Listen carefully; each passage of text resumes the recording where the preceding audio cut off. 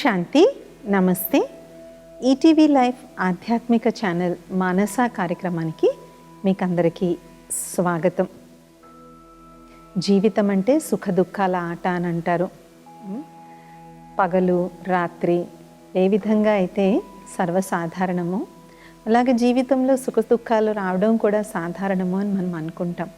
అయితే ఈరోజు మనము ఆధ్యాత్మికతకి సుఖ దుఃఖాలకి రిలేషన్ ఉందా లేదా, ఏదైతే మనం ఆత్మజ్ఞానం పరమాత్మ జ్ఞానం తెలుసుకున్నామో దానివల్ల ఏదైనా సుఖానికి దుఃఖానికి రిలేషన్ ఉందా లేదా అనే విషయం గురించి మనం తెలుసుకుందాం.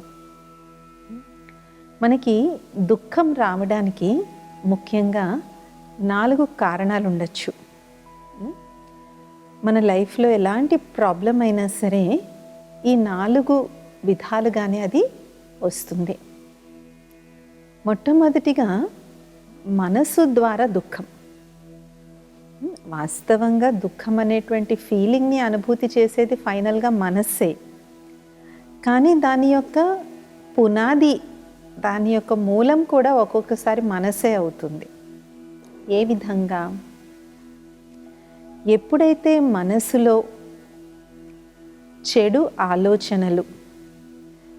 ఆలోచనలు అంటే వికారాలతో నిండినటువంటి ఆలోచనలు, అసూయ ఈర్ష్య ద్వేషంతో నిండినటువంటి సంకల్పాలను మనం చేస్తామో అలాంటి మనస్సు మన దుఃఖానికి కారణమవుతుంది.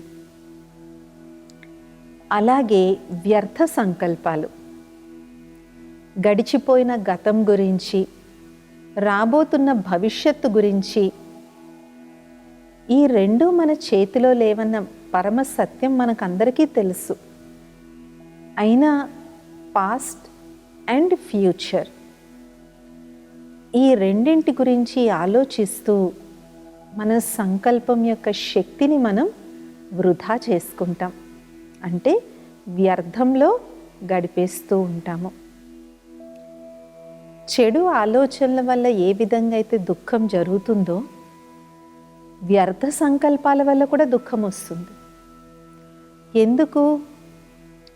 గతంలో గడిచిపోయిన వాటి గురించి మనము అన్నిసార్లు కరెక్ట్ చేసుకునే అవకాశం మనకి దొరకదు.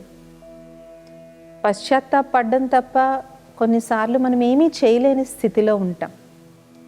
కానీ దీర్ఘకాలికంగా పశ్చాత్తాపడడం కూడా ఒక రకమైనటువంటి మానసిక అనారోగ్యానికి దారితీస్తుంది. అలాగే భవిష్యత్తు యొక్క వ్యర్థ ఆలోచనలు ఏం చేస్తాయి? మనకు ఒక గంట తర్వాత కూడా ఎలా ఉంటుందో మనకి తెలియని పరిస్థితి. అప్పుడు మనం ఒక్కొక్కసారి వారం తర్వాత, నెల తర్వాత, ఒక్కొక్కసారి సంవత్సరం తర్వాత కూడా ఏం జరుగుతుందని ఆలోచిస్తూ ఉంటాం. సో ఈ విధమైనటువంటి వ్యర్థ సంకల్పాల వల్ల కూడా మనలో ఆందోళన, చింత మొదలవుతాయి.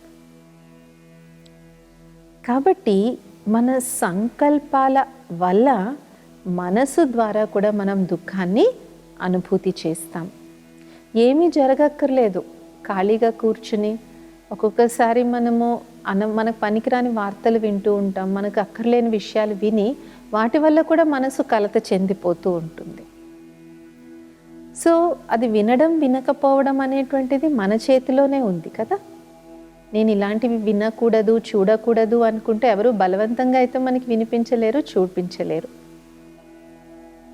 కాబట్టి మనసు దుఃఖానికి ఒక కారణం అవుతుంది. దుఃఖానికి ఉన్నటువంటి ఇంకొక కారణం తనువు.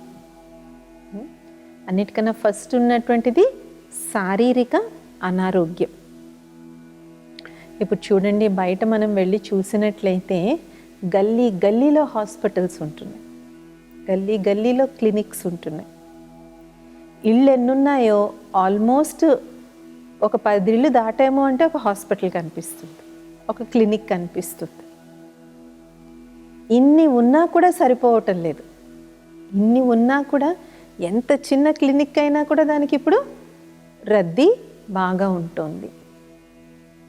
ఎందుకు అంటే మానవుడు తన తనువు ద్వారా చేసినటువంటి పాపాలు పండేటువంటి సమయం ఇది. కనుక శారీరక అనారోగ్యాలు చిన్న పెద్ద అనే తేడా లేకుండా వస్తున్నాయి. మీరు గమనించినట్లయితే ఇక్కడ ఒక ఆసక్తికరమైన విషయం మనకు తెలుస్తుంది. ఒక తరంలో 80లో 90లో వచ్చే జబ్బులు మన ముందు తరం వాళ్ళకి 60లో 70లో రావడం మొదలుపెట్టాయి. అవే జబ్బులు ఇప్పుడు తరం వాళ్ళకి 30లో 40లో కూడా వచ్చేస్తున్నాయి. ఇంకా షుగర్, బీపీ లాంటివి అయితే అవి లేకపోతే వింతగా చూస్తున్నారు. ఏంటి మీకు షుగర్ లేదా, బీపీ లేదా, హార్ట్ ప్రాబ్లం లేదా అని చాలా వింతగా చూస్తూ ఉన్నారు. కాబట్టి ఈ విధంగా తనువు ద్వారా దుఃఖం అనేటువంటిది కూడా మానవుడికి చాలా ఎక్కువగా ఇప్పుడు అనుభవిస్తున్నారు. అలాగే ఆధ్యాత్మికత ఇంకా ఏం చెప్తుంది అంటే, మనం ఒక మనిషిని కొట్టినా తిట్టినా వాళ్ళకి బాధ కలిగేటట్టుగా మన ప్రవర్తన ఉన్నా కూడా పక్కవాళ్ళు ఎంత బాధపడతారో దానికి ఎగ్జాక్ట్ అండ్ ఆపోజిట్ రియాక్షన్గా మనకి కూడా దాంట్లో భాగం ఉంటుంది. మనం కూడా ఆ పాపాన్ని అలాగే అనుభవిస్తాము, ఆ యొక్క దుఃఖాన్ని మనం అనుభవిస్తాము.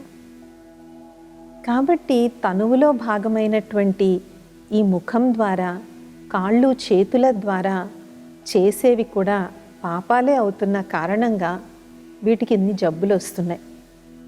ఆధ్యాత్మికత ఇంకా ఏం చెప్తుంది అంటే, కళ్ళ ద్వారా కూడా మనం పాపం చేస్తూ ఉంటాం. మనకు తెలుసు మనం అలాంటివి చూడకూడదు, అది నాకు తప్పు. ఒక పరస్త్రీ ఉంటే ఆమెను నేను చెడు దృష్టితో నేను చూడకూడదు, చెడుగా భావన నాకు ఉండకూడదని తెలిసినా కూడా బస్ స్టాపుల దగ్గర అమ్మాయిలు నిల్చోడానికి ఎంత ఇబ్బంది పడుతూ ఉంటారు. బస్ స్టాప్ దగ్గర ఒక అమ్మాయి, 4 అబ్బాయిలు ఉన్నారంటే అమ్మాయి అక్కడికి వెళ్ళి నిల్చోవాలి అంటే ఆలోచించి నిల్చుంటుంది, లేదంటే మూలకెళ్ళి నిల్చుంటుంది. అంతేకాని వాళ్ళ పక్కకెళ్ళి మాత్రం నిల్చోదు. ఎందుకంటే ఆ చూపులు అంత ఇబ్బందికరంగా ఉంటాయి, ఆ చూపులంతా బాధ పెట్టే విధంగా ఉంటాయి. రైట్? సో అది కంటి ద్వారా చేసేటువంటి పాపం. అది సరదాగా జోక్గా అనుకుంటాం, కానీ ఆ అమ్మాయి మనసు బాధపడుతుంది. రైట్? సో ఇలాగ మనం కంటి ద్వారా పాపాలు చేస్తూ ఉంటాము. ఆధ్యాత్మికత ఇంకా ఏం చెప్తుంది అంటే, మన ముఖం ద్వారా కూడా మనం పాపం చేస్తూ ఉంటాం. అనవసరమైన మాటలు, కఠినమైన మాటలు, పరుషమైన మాటలు, అహంకారంతో నిండిపోయినటువంటి మాటలు, పక్క వాళ్ళని కిందకి చూసేలాగా చులకన చేసేటువంటి మాటలు, వాళ్ళ యొక్క పొరపాట్లను ఎత్తి చూపెట్టడం. మనమేమనుకుంటాం, మీ పొరపాటు మీకు తెలియచేస్తున్నామండి, తెలియచేయకపోతే మీకు ఎలా తెలుస్తుంది, నేను మంచి ఉద్దేశంతోనే తెలియచేస్తున్నానని మనం ఒక్కొక్కసారి అనుకుంటూ ఉంటాం.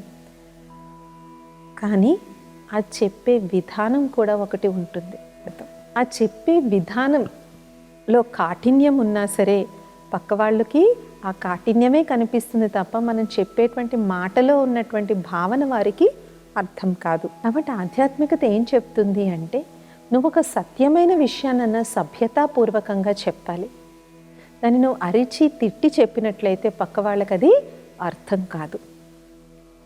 కాబట్టి పాపాలు అంటే ఏదో మర్డర్లు అవి చేస్తేనే పాపమని కాదు, ఇవన్నీ కూడా మనం తనువు ద్వారా చేసేటువంటి పాపమే. ఆధ్యాత్మికత ఇంకా సూక్ష్మంగా చెప్తుంది ఏంటంటే, అతిగా తినడం కూడా ఒక రకమైన పాపమే. ఎందుకు? మనం శరీరానికి కష్టం ఇస్తున్నాం. క్షణికంగా నాలిక మీద ఉండేటువంటి రుచి కోసం తర్వాత రోజంతా ఆ ఆహారాన్ని అరిగించుకోవడానికి పాపం మీ శరీరం ఎంత కష్టపడుతుంది, ఎంత పని చేస్తుంది. దాని వల్లనే అనారోగ్యాలు వస్తున్నాయి. అతిగా తినడము ఈ కాలంలో ఉన్నటువంటి చాలా పెద్ద జబ్బు.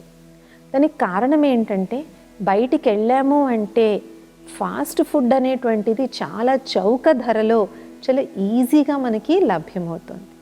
పబ్లిక్ ప్లేసెస్లో అమ్మేవన్నీ కూడా ఏంటి, జంక్ ఫుడ్. సో మనకు ఆకలి ఉన్నా లేకపోయినా మనం టైంపాస్ కోసం తింటూ ఉన్నాం. పర్లేదులేండి తినండి, పర్లేదులేండి తినండి అనేసి. కాబట్టి ఇది కూడా ఒక రకమైనటువంటి దుఃఖానికి కారణం అనేటువంటిది అవుతుంది. సో రెండవది తనువు ద్వారా దుఃఖము. మూడవ దుఃఖము ఆధ్యాత్మికత చెప్తుంది ధనం వల్ల దుఃఖం. ఇది ఇక్కడ ధనం వల్ల దుఃఖము అంటే మనం బాగా అర్థం చేసుకోవాలి. ధనం సంపాదించడం తప్పు కాదు. ధనం సంపాదించకపోతే మన జీవనం ఎలా జరుగుతుంది, సమాజంలో ఎలా బతకగలం? పిల్లలకి చదువు ఎలా చెప్పించుకోగలుగుతాము? మన నిత్య జీవితం ఎలా నడుస్తుంది? కాదు. ధనం కంపల్సరీగా సంపాదించుకోవాలి, కానీ దాని యొక్క మార్గం ఏంటి, ఏ మార్గంలో నేను సంపాదిస్తున్నాను అనేసి. అయితే చాలామంది ఇది చెప్పినప్పుడు అంటారు, అవన్నీ ఎవరు పట్టించుకుంటున్నారు సిస్టర్? ఎవరూ పట్టించుకోరు, మన కర్మ పట్టించుకుంటుంది. ఎవ్వరూ పట్టించుకోవాల్సిన అవసరం లేదు. ఎవరికి ఎందుకు పట్టించుకోవాలి? వేరే వాళ్ళు పట్టించుకోవాల్సిన అవసరం లేదు. పరమాత్ముడు ఒక మహావాక్యం తెలియచేశారు. కష్టపడి సంపాదించుకున్నటువంటి ధనం పాల వంటిదట, అప్పు తెచ్చుకున్నటువంటి ధనం నీటి వంటిది, కానీ పక్క వాళ్ళని పీడించి హింసించి లాక్కున్న ధనం రక్తం వంటిది అని. అందుకే అంటారు కదా, రక్తం పీల్చి డబ్బులు లాక్కుంటున్నారంటారు. అంటే ఫిజికల్గా రక్తం పీల్చుకుంటున్నారని కాదు, కానీ అలాంటి ధనము రక్తంతో సమానమైనది. ఇంకొక చాలా సూక్ష్మమైనటువంటి ఆధ్యాత్మిక విషయం ఇక్కడ తెలుసుకోవాల్సింది ఏంటంటే, మనం ధనము ఏ రూపేణా మనం సంపాదించామో మనం దాన్ని ఖర్చు పెట్టడం వల్ల వచ్చే ఫలితం కూడా అలాగే ఉంటుంది. ఉదాహరణకి, మనము అన్యాయంగా అక్రమంగా ధనం సంపాదించి అది ఎవరి మీదైతే మనం ఖర్చు పెడతామో ఆ ధనము, వాళ్ళకి కూడా ఆ ధనము సంపూర్ణ సుఖశాంతులను ఇవ్వదు. ఫర్ ఎగ్జాంపుల్, పిల్లల్ని ఫారెన్ పంపించాలని చెప్పి అవినీతిగా డబ్బు సంపాదించి ఆ డబ్బుతో వీళ్ళని మనం ఫారెన్ పంపిస్తాం. ఫారెన్ వెళ్ళిపోతారు, అందరికీ ఏం కనిపిస్తుంది? చూడు, అవన్నీ తీసుకోవడం వల్లే ఆయన చక్కగా పిల్లల్ని ఫారెన్ పంపించారు అంతవరకే కనిపిస్తుంది. కానీ అక్కడికి వెళ్ళిన తర్వాత వాళ్ళు ఏ విధంగా జీవితాన్ని గడుపుతున్నారు అది ఎవరు చూడరు. ఫారెన్కి వెళ్ళారన్నదే చూస్తారు, కానీ ఫారెన్కి వెళ్ళిన తర్వాత వాళ్ళు అనుకున్నది వాళ్ళు సాధించారా? అందులో వాళ్ళకి ఏమైనా కష్టాలు వస్తున్నాయా? అనుకున్న కాలేజీలో సీట్ వస్తుందా? అనుకున్న ఉద్యోగం వస్తుందా? అనుకున్న శాలరీ వస్తుందా? ఎందుకంటే మనం ఇక్కడ తీసుకున్నాం కదా అప్పు, అది అక్కడ తీరుతుంది అన్నమాట. కాబట్టి ఎప్పుడైనా కూడా మనము అవినీతిగా, ఎప్పుడైతే వికారాలకి లోభానికి లోనే మనం ధనాన్ని సంపాదిస్తామో, ఆ ధనం మనం ఖర్చు పెట్టినప్పుడు దాని రుణం అది తప్పకుండా తీర్చుకుంటుంది. లేదంటే ఇన్ని హాస్పిటల్స్ ఎందుకున్నాయి? ఒక చిన్న బ్లడ్ టెస్ట్కి కూడా మనం 300-400 ఎందుకు కడుతున్నాము? ఇవన్నీ అప్పులే. ఇవన్నీ మనం తీర్చుకున్నటువంటి అప్పులు. ఇంకొకటి ఏంటి అంటే, ఇంత కష్టపడి సంపాదించిన డబ్బులో ఒక్క అణా పైసా అన్నా మనం తీసుకెళ్ళగలమా? దీనికి కూడా అంటారు, చచ్చిపోయిన తర్వాత ఎవరు చూసొచ్చారు సిస్టర్, బతుకున్నంత వరకు కూడా బాగా బతకాలని.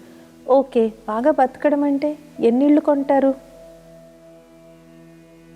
ఎన్ని కార్లు కొంటాము, ఎన్ని నగలు చేయించుకుంటాము,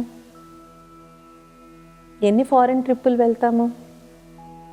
ఇప్పుడు నగలు చేయించుకున్నా కూడా ఆఖరికి చంటి పిల్లకి స్కూలుకి కూడా సింపుల్ ఇయర్ రింగ్స్ పెట్టి పంపించడానికి కూడా భయపడుతున్నారు పేరెంట్స్. సో స్కూల్కి వెళ్ళే ఆడపిల్లలకు కూడా నకిలీ ఇయర్ రింగ్స్ పెట్టి పంపిస్తున్నారు. మనకి 10 కార్లు ఉండొచ్చు, కానీ అవన్నీ వేసుకుని తిరిగేది ఎవరు? మనకన్నా డ్రైవర్లు ఎక్కువ ఎంజాయ్ చేస్తారు. సో కారు మంది, ఎంజాయ్మెంట్ వాళ్ళకి. సో ఇవన్నీ అయిపోయిన తర్వాత కూడా దేనికోసం ధనంకి దాహం? మనము అంత పాపకర్మని మూట కట్టుకొని సంపాదించాల్సిన వాల్యూ ధనానికి లేదు యాక్చువల్గా.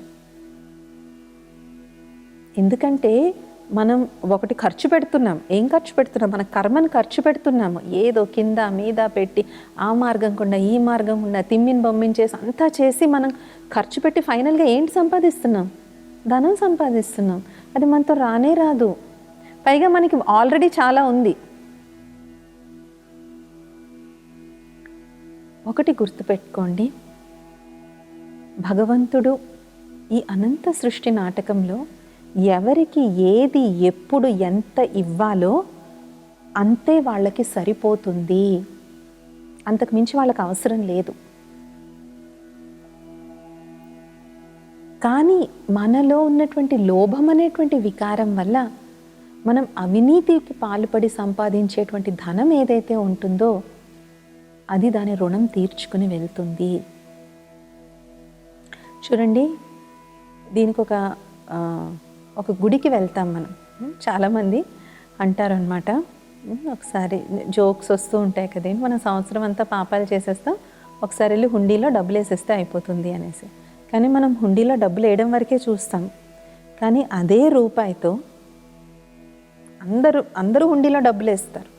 మనం వేసిన రూపాయి దేవుడి పాదం దగ్గర పుష్పంలాగా అయ్యిందా, లేదంటే ఈ పారిశుద్ధ్య కార్యక్రమాలకు వెళ్ళిందా, అది మనకు తెలీదు. మన యొక్క కర్మ ఆటోమేటిక్గా దాన్ని కరెక్ట్ చేస్తుంది. చూడండి, గుడుల్లో కూడా చోరీలు అయ్యి పోతాయి. అంటే మనం వేసిన డబ్బు ఎవరి పాలైంది? దొంగల పాలైంది. ఎందుకు ఆ దొంగలు వచ్చి ఆ డబ్బును దొంగిలించారు?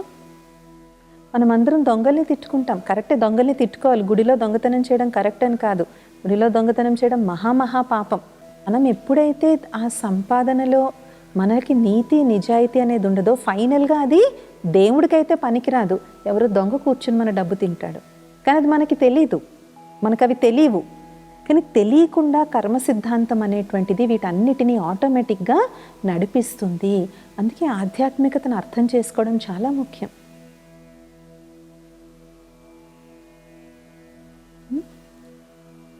కాబట్టి ధనం వల్ల మనకి సుఖం వస్తుంది అని మనం అనుకుంటాం. అవసరానికి తప్పకుండా సంపాదించుకోవాలి, అలాగని పని పాట లేకుండా లేజీగా సోమరిగా అవ్వమని కాదు. కానీ దాని వెనకాతల భావన. అందుకే బ్రహ్మకుమారీస్లో పవిత్ర ధనము అని చెప్తారు. ఈ ప్రపంచంలో వాళ్ళ ధనంతో ఎంతోమంది కోట్ల మందికి సేవ చేసినటువంటి మహనీయులు ఉన్నారు. ఎందరో జీవితాలను అభివృద్ధి చేసినటువంటి వాళ్ళు ఉన్నారు. దాన ధర్మాలు చేసినటువంటి వాళ్ళు ఉన్నారు. ఎందుకంటే వాళ్ళకి తెలుసు, మేము ఎంత సంపాదించుకున్నా సరే ఇది మాతో రాదు అనేసి. ఇప్పుడు చూడండి, ఇప్పుడు మనం ఏది కొనుక్కున్నా దానికి ఎక్స్పైరీ డేట్ అని ఇస్తారు. ఆ ఎక్స్పైరీ డేట్ తర్వాత అది పనిచేయదు. డబ్బు కూడా అంతే. మన లాస్ట్ బ్రెత్ తర్వాత అది పనిచేయదు. కాకపోతే అక్కడ ఎక్స్పైరీ డేట్ తెలుస్తుంది, ఇక్కడ మన ఎక్స్పైరీ డేట్ తెలీదు. కాబట్టి ఇవాళ ఈరోజు నా దగ్గర ఉన్నటువంటి ధనం సంపత్తిని నేను ఎంత సద్వినియోగం చేసుకుని దాన్ని ఉపయోగించి పాపాన్ని కూడబెట్టుకునే బదులుగా పుణ్యాన్ని కూడబెట్టుకుంటే ఆ ధనం మీకు అనేక జన్మలకి పుణ్యాన్ని కొనిపెట్టగలదు. ఈ చిన్న ఆధ్యాత్మిక సిద్ధాంతం మనం అర్థం చేసుకోవాలి. అదే ధనం నాకు పాపాన్ని మూటగట్టగలదు, అదే ధనం నాకు పుణ్యాన్ని మూటగట్టగలదు. ధనం నాతో రాదు, ఈ పాపం కానీ పుణ్యం కానీ నాతో వస్తాయి. సో విజ్ఞానవంతుడైనటువంటి వ్యక్తి దేన్ని మూటగట్టుకోవాలి?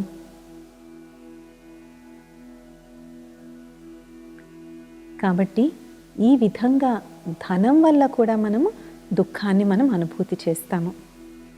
నాలుగవది, అన్నిట్లోకి ఎక్కువగా దుఃఖం వస్తున్నటువంటి కారణం జనం, అంటే పీపుల్, అంటే మన చుట్టుపక్కల ఉన్నటువంటి వ్యక్తుల వల్ల, ఎస్పెషలీ సంబంధాల వల్ల. సంబంధాలు కూడా ఎవరో బయట వాళ్ళు కాదు, మనకి అత్యంత సమీపమైనటువంటి రక్త సంబంధీకుల వల్ల ఎక్కువ దుఃఖాన్ని ఇప్పుడు మనం అనుభవం చేస్తున్నాం. రక్త సంబంధీకులు, మన లైఫ్ పార్ట్నర్ అంటే జీవిత భాగస్వాముల వల్ల, పిల్లల వల్ల, ఇలాగ దుఃఖం అనేటువంటిది ఇప్పుడు చాలా ఎక్కువ శాతంలో మనకి పెరిగింది. ఒకప్పుడు భారతదేశంలో ఇప్పటికీ కూడా డిప్రెషన్ అనేటువంటి పదానికి యాక్చువల్గా భారతదేశంలో ఉన్న ఏ భాషలోనూ దానికి అసలు అనువాదం లేదు. డిప్రెషన్ కిందే వాడాలి. ఎందుకు అనువాదం లేదంటే ఒకప్పుడు భారతీయులకి అదేంటో తెలీదు. డిప్రెషన్, యాంగ్జైటీ, వీటికి అసలు యాక్చువల్గా అంత ఎగ్జాక్ట్ అనువాదాలు లేవు. ఎందుకంటే ఒకప్పుడు భారతదేశంలో మనకి ఇవి తెలీదు.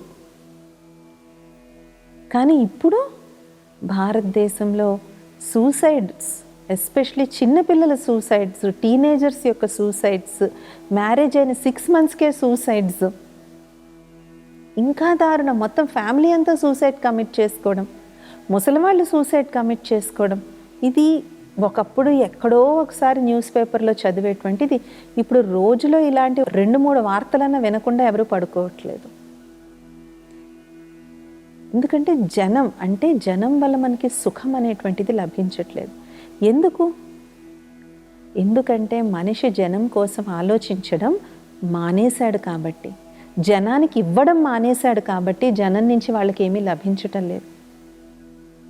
ఒకప్పుడు ఒక ఊరిలో ఆ వీధిలో ఎవరికన్నా కష్టం వచ్చిందంటే వీధి వారందరూ కూడా కలిసి ఆ ఫ్యామిలీని, ఆ కుటుంబాన్ని ఆ కష్టం నుంచి బయటపడడానికి సహాయం చేసేవారు. అంటే ఏంటి, వాళ్ళు ఇస్తున్నారు. ఏమి ఇస్తున్నారు? ఎప్పుడు ఇవ్వడం అంటే డబ్బే కాదు, వాళ్ళ మాట సాయం ఇవ్వచ్చు, వాళ్ళ చేయి సాయం ఇవ్వచ్చు, సలహా ఇవ్వచ్చు. సో ఇలాగ ఇచ్చేటువంటి వారు సమాజంలో ఇచ్చేవారు. కానీ ఇప్పుడు కొన్ని చోట్ల పోలీసులకు తెలుస్తుంది, తర్వాత పక్కింటి వాళ్ళకి తెలుస్తుంది ఆ పక్కింట్లో ఏదో చాలా అఘాయిత్యం జరిగింది అనేసి. సో మనం సమాజానికి ఇవ్వడం మానేసాం. ఎంతసేపు నేను, నా ఇల్లు, నేను బాగున్నానా లేదా అనేటువంటిది. కాబట్టి ఎప్పుడైతే మనకి ఇవ్వడం మానేసామో మనకి లభించడం కూడా మానేసింది. ఆ సహయోగం అనేటువంటి శక్తిని ఎప్పుడైతే మనం ఇస్తామో అప్పుడే మనకి సహయోగం అనేటువంటిది లభిస్తుంది. నిజంగా ఇప్పుడు ఎవరైనా సహయోగం ఇద్దామని వెళ్ళినా కూడా అనుమానపు దృష్టితో కూడా చూసేటువంటి సందర్భాలు కూడా ఉన్నాయి. పర్వాలేదండి మేము చూసుకుంటామండి అని. కొంతమంది అయితే మా ఫ్యామిలీ అఫైర్స్ మీకెందుకండి, మా ఫ్యామిలీది మేము చూసుకుంటాం, మీరేం ఇంటర్ఫియర్ కాకండి అనేసి. సో ఎంతెంతైతే మనిషి ఇలాగే ఇండివిజువల్గా సమాజానికి దూరంగా, అంటే మనం ఇక్కడే ఉన్నాము కానీ మానసికంగా మనం ఇక్కడ లేము, మనస్ఫూర్తిగా మనం ఇక్కడ లేము. ఎంతెంతైతే ఇలాగ మానసిక ఒంటరితనం అనేటువంటిది వస్తుందో ఈ మానసిక ఒంటరితనం కారణంగానే ఇప్పుడు జనాల్లో డిప్రెషన్, యాంగ్జైటీ వంటి దుఃఖం అనేటువంటిది పెరిగింది. ఒక సామూహిక జీవనం నుంచి వ్యక్తిగత జీవన విధానంలోకి మనం వచ్చేస్తున్నాం. ఆధ్యాత్మికత కూడా మనల్ని ఏకాంతంలో ఉండమని నేర్పిస్తుంది. ఏకాంతం వేరు, ఒంటరితనం వేరు. ఏకాంతంలో చాలా అతీంద్రియ సుఖం ఉంటుంది, ఒంటరితనంలో దుఃఖం ఉంటుంది. ఆధ్యాత్మికత ఎప్పుడు ఒంటరిగా ఉండమని చెప్పదు, ఏకాంతంగా ఉండమని చెప్తుంది. రెండిటికి చాలా తేడా ఉంది. సైలెన్స్లో ఉండడానికి, లోన్లీగా ఉండడానికి చాలా డిఫరెన్స్ అనేటువంటిది ఉంది. ఎందుకంటే ఏకాంతంలో ఉన్నప్పుడు నువ్వు నీతో ఉన్నావు, నీ మనసుతో నువ్వు మాట్లాడుకుంటున్నావు. కానీ ఒంటరిగా ఉండడం అనేటువంటిది మన చుట్టూ ఒక 10 మంది ఉండొచ్చు, కానీ మన ఆ 10 మందిలో కూడా మనం ఒంటరిగా ఫీల్ అవ్వచ్చు. అది ఏకాంతం కాదు. ఆధ్యాత్మికతలో చెప్పేటువంటి ఏకాంతం స్వయాన్ని అర్థం చేసుకోవడం కోసం చెప్తాం. కానీ ఏదైతే మనం జనాల నుంచి విత్డ్రా అయిపోయి టెక్నాలజీ కాస్త ఎక్కువగా ఇప్పుడు మనం మొగ్గు చూపుతున్న కారణంగా ఏమవుతుంది, ఆ ఒంటరితనము, ఈ యొక్క డిప్రెషన్ లాంటివి రావటం. సో ఈ విధంగా మానవుడికి ఇప్పుడు తనువు, మనస్సు, ధనము, జనము, ఈ 4 రకాలుగా కూడా చాలా దుఃఖాన్ని అనేటువంటిది అనుభూతి చేస్తూ ఉన్నారు. మీ లైఫ్లో మీకే కాకపోవచ్చు, మీ ఫ్యామిలీ మెంబర్స్ అవ్వచ్చు, మీ చుట్టుపక్కల ఉన్నటువంటి వాళ్ళు అవ్వచ్చు, వీళ్ళలో ఎవరిలో ఏ ప్రాబ్లం అన్నా చూడండి, ఈ 4 ఏదో ఒక రకంగా ఆ ప్రాబ్లం అనేటువంటిది క్రియేట్ అయి ఉంటుంది. మరి మనకి ప్రాబ్లమ్స్ అనేటువంటివి అర్థమయ్యాయి, మరి వీటికి సొల్యూషన్స్ రకరకాలుగా మనం దీనికి సొల్యూషన్స్ అనేటువంటివి వెతుకుతూ ఉంటాం. కానీ నిజమైన ఆత్మజ్ఞానం, పరమాత్మ జ్ఞానంలో ఈ దుఃఖాల నుంచి అతీతమయ్యే సుఖంలోకి వెళ్ళేటువంటి జ్ఞానమే ఆధ్యాత్మిక జ్ఞానము. అదే ఆత్మ పరమాత్మల యొక్క జ్ఞానం. మరదేంటో వచ్చే మానస ఎపిసోడ్లో తెలుసుకుందాం. ఓం శాంతి, నమస్తే.